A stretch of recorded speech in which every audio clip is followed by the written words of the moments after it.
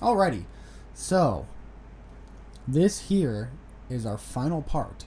It's gonna be the last group of my top 50 anime girls. Crazy, I know. It's been such a wild ride.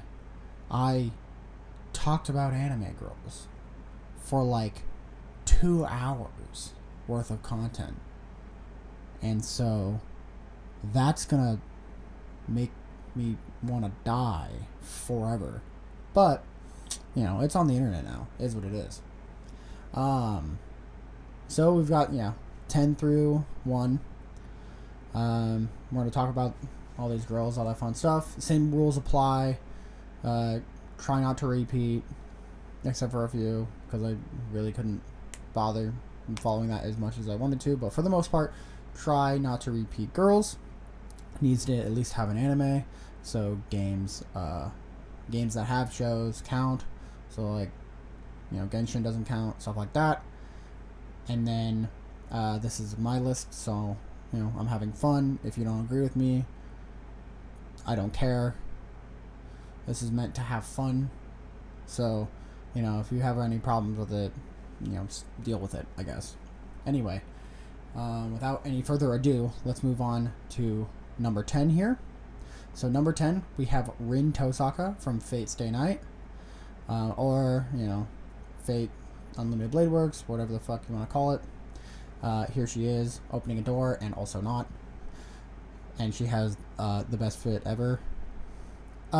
So, for those of you who don't know about anything about Fate, I'm not going to explain it here because that's a bitch and a half. But Fate is truly one of the shows ever. It's actually really good, and you should watch it. Unlimited Blade Works is the best route because it has best girl Rin. Rin here is easily the most interesting character of the three main girls. The three main girls here are Saber, Rin, and fucking Sakura. So, in the tier list easily is Rin, Saber, Sakura. Sorry, Sakura sucks. She gets wormed on. Not really a fan of her. And then Rin is just infinitely superior. It's just how it is. She's peak tsundere, confident, fun, hot, everything you need in a good anime girl. And so, I'd highly recommend Fate. It's super fun, great show. Every million seasons of it, there's a lot of it. So if you're starved for content, there is a lot. It's like $1 billion franchise. So get ready for that. But there's, Fate Stay Night, Unlimited Blade Works, the Heavens Feel movies. Those are all good. Except the original adaptation of Fate Stay Night is pretty shit, but it is what it is. And then there's also like, Fate Encore, Fate Apocrypha, Fate all kinds of bullshit. Fate Grand Order, everything in the world of Fate. So, just go ahead and watch Fate. I can't recommend it enough. Very, very fun show. Very, very good show. And the animation is stellar, especially with the ufotable stuff. Alright, moving on to number 9 here. We have Miko Ino from Love is War. Now, if you like Love is War, you will be probably confused with this pick. Because Ino is not I would not say popular pick for best girl in that show. Most people's pick would probably Chika is number 1 for most people, and then number 2 would be probably Kaguya, and then Hayasaka. Everybody but Miko. I just really like Miko because I think she's really fun. She's really dumb. Her arc in the I've read the whole manga. It's my favorite manga ever. Probably the best romance to come out in the last 10 years. Don't at me. And so the arc between Ino and her love interest, which I will not mention here, but it's pretty obvious if you actually watch the show. But I will not mention here, no spoilers, is incredibly good, incredibly interesting, and to watch them grow into each other, I guess, is an incredibly interesting and fun dynamic that the show has. And so that because of that, I really like I even have a figure because I'm a fucking degenerate. So, you know, as we get into this top 10 list, you'll see I have actually a lot of the figures. I have a lot of figures of the actual girls in this list because I am a loser and I will never ever find love. So figures is where I get my love. Moving on to number 8 here, we've got Atsuko Kagari from Little Witch Academia. Now, for those of you who are looking at this list, and yeah, I love Akko. Her nickname is Akko. Her full name is also Atsuko Kagari. I love Little Witch Academia. It's like probably one of my favorite shows. Not in a weird way, please. It's not weird. I just think it's very fun, very cute, and it's just, you know, shows the determination of these characters. Everything about it is very fun. The animation is stellar and fantastic. I think it's Trigger, so it is great. It pays homage to a lot of different shows. The characters are all funny. It's very funny, and I can't recommend it enough. It's a great show. If you haven't seen it, I would recommend going and watching it. It's really hard to explain, really. But Akko is our main character, and she's the one we follow the most. And so I just grew a deep appreciation for her and her character. So moving on to number 7 here, we have Roja Ishuki from My Teen Romantic Comedy Snafu. Here she is. This is my pick. This is also probably one of the least popular picks, especially this high up. I love Roja because she's just she's manipulative. She's like a royal bitch a lot of the time. And to what's his name, Hachiman, and you know, her blatant disregard of him and saying, "Oh, I don't like you," and he's like, "Okay, unrelated, but thanks." We're obviously she likes him a lot, and the whole arc with her being in the student council, I believe, is really interesting, and how she gets brought into the fold. Late entry. I do have a lot of those in my favorites of girls. There's a lot of late entry participants, and especially in these harem shows. So this is my favorite pick. She's awesome and very fun, and she's kind of an asshole. So I do have a very big love for my tsundere characters, and so she is one, definitely. But she's better than what's her name? The one who actually wins. She sucks. I hate her. I can't remember her name for the life of me. Yukiko? Yuko? I can't remember her name. Anyway, she sucks. And the other one, Yui, is pretty cool. She's alright. She's like number 2. But I like Roja more. And then number 6 here, we've got Asuka Langley Soryu from Neon Genesis Evangelion. If you haven't seen Eva, I'm surprised you'd even be watching a YouTube video like this. This is weird. That's weird. Neon Genesis Evangelion is like one of the most prolific anime in the history of ever. It's a brilliant show. Has brilliant movies. My favorite of them is 3.0 plus 1.0. So, that's kind of weird, but I like that movie a lot.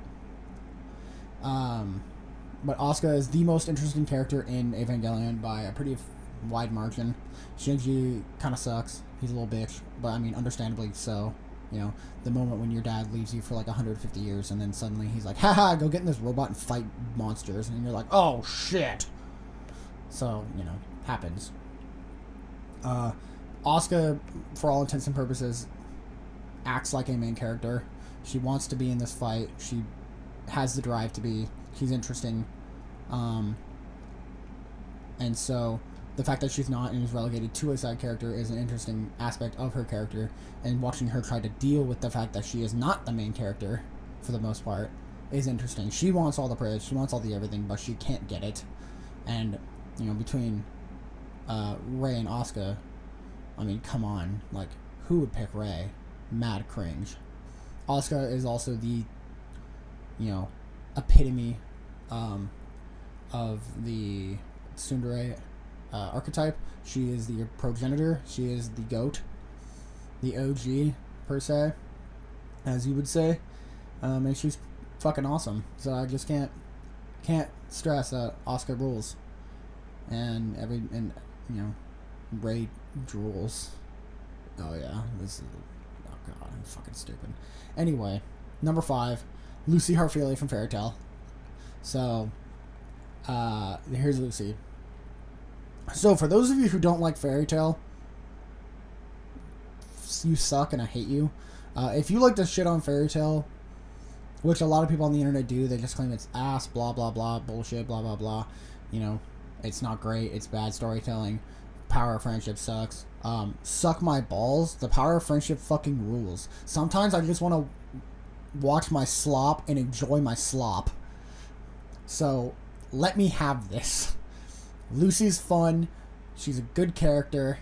She uses her celestial spirit guardians things, her keys, for fucking whatevers.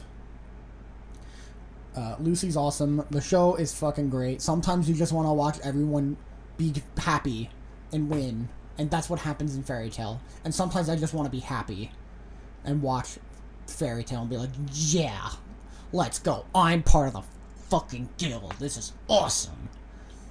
So, that's why I love Fairy Tail, and that's why I love Lucy. She's the person who doesn't know what the fuck's going on any of the time. She is your audience surrogate. So, and she's also, like, Hiro Mashima draws really hot characters. So, it's really, it's pretty awesome. I love Fairy Tail. So, that's why. Moving on to number 4 here. We've got Asia Argento from High School DxD. Here she is. So, this is also an unpopular opinion, especially for this show. Quite literally, because this is, like, the GOAT harem. Because there are 2 characters who are very, very much in the running for this show. Asia is, like, probably solid number 3 pick for most people. I love Asia. She's great. She heals. She's a nun. Gotta love nuns. There's a lot about Asia that's great. She's caring. She's loving. She's not straightforward exactly, but straightforward for the most part. And my man Issei doesn't deserve her at all. He's a fucking dickhead. But like, as anime goes, he was nice to her like one time, so she's in love with him forever, because that's how that works, I guess. But Asia's great. Blonde, got the hair antenna thing, which is always a solid. And so, there's not really much I can say, as Asia's awesome. And, moving on to number 3. Number 3, we've got Junko Enoshima from Danganronpa. So this is the first repeat on my list here. And so my first repeat here, this is kind of a cop-out because, at least in the original anime, Junko dies. Spoiler alert, I guess. Junko dies, and then, is revealed to be... Ah, shit. Probably shouldn't say any of this. Forget I said that. Well, that happens in, like, I don't know, the 3rd scene. But Junko dies, and then things happen. In the other seasons, she's revealed to be a psychotic fucking bitch, and just wants to cause the world in despair. And she's actually quite literally insane. Look up a list of her charges against her and the crimes she's committed. It's nuts. There's, like, brainwashing, torture, blackmail. Like, she does everything. It's pretty fucking cool. And so she's in this gift. She's fucking throwing a grenade at her sister, and then they throw it out of a car on the fucking highway. Like, this. And she's also super hot. So it's like, she's just so fun. She's the epitome of an insane person, because she is insane. She's, like, hyper intelligent, and so she has become a nihilist beyond the grave, and so she just hates everything and wants everything to die, and that's her goal in life. So yeah, that's Junko. Junko's awesome. I also have a figure of her, if I can reach it. Ah, damn it. Aha, here she is. Got Junko as well. And so on to number 2 here. And number 2 is Aqua from Konosuba. So Aqua is my favorite Konosuba girl, which is also probably not as popular a pick. I think she's probably, unless you're sussy wussy, she's probably your number 2. Maybe number 3. I don't know. It depends. The Konosuba girls can move places pretty easily. But Aqua is easily my favorite because of how fucking stupid she is. She's really, really dumb, and it's very endearing. Also, her relationship with Kazuma is actually very fun. While they do fight, bicker, and hate each other constantly, they do care about each other, and they are friends. They are homies. Aqua is just the epitome of the ultimate homie. She's a goddess. She's a homie. She's like the goddess of homies. She rules. She's also hot. I have also a figure of this one. So, you know. Aqua's just great. Konosuba is one of my favorite shows ever. I loved it so much that I decided to go full degenerate and read the light novel. And man, the light novel's so good. It is actually incredible how much the comedy in the light novel translates to English. That just shows really, really good writing. So shout out to the author on that. I can't remember his name, but you know, he's funny as fuck. And their relationship is really highlighted. It's unfortunately the relationship between Aqua and Kazuma is really, really highlighted towards the end of the light novel, is when it really shines through, and their partnership is really delved into, and how much they actually do care for each other. But it's not like a romantic. It's just Aqua's just the homie. It's like they're siblings almost. But yeah, Aqua fucking rules. And Darkness rules. She sucks. She's not that interesting. I don't like her that much. So, you know, that's to piss off you Darkness fans. And then number 1. So, let me preface this. Number 1 is from a show I watched when I was a fucking, oh god, I can't speak. When I was a young boy, a young lad, one of them horny boys back when I was 12. Yeah, 12. I was 12 years old when I watched this show. And so, when I saw this show, 2 things really stuck out in my brain. And you'll see what those 2 things are when I reveal who this was. But it's it's a really great show. Very, very deep plot. The show itself, it held such a special place in my heart. I've seen it many, many times. And it's so incredible. It's probably top 10 anime ever made. It's one of the best shows on the face of the planet Earth. And I cannot wait until it gets another season. It's going to be great. It's going to be amazing. So, at number 1, we've got... Haha, gotcha! It's Rhea Scrambury from High School DxD. This is my second repeat. So, all of the things I just said was a major lie, except for the fact that she is my number 1. And that's because I was 12 years old when I watched this show. That also wasn't a lie. Now, Rhea Scrambury, there's 2 major things going for her. Major, big, huge, ginormous things going for her. 1, she's cute. 2, she's got red hair. And I do love my redheads. And 3,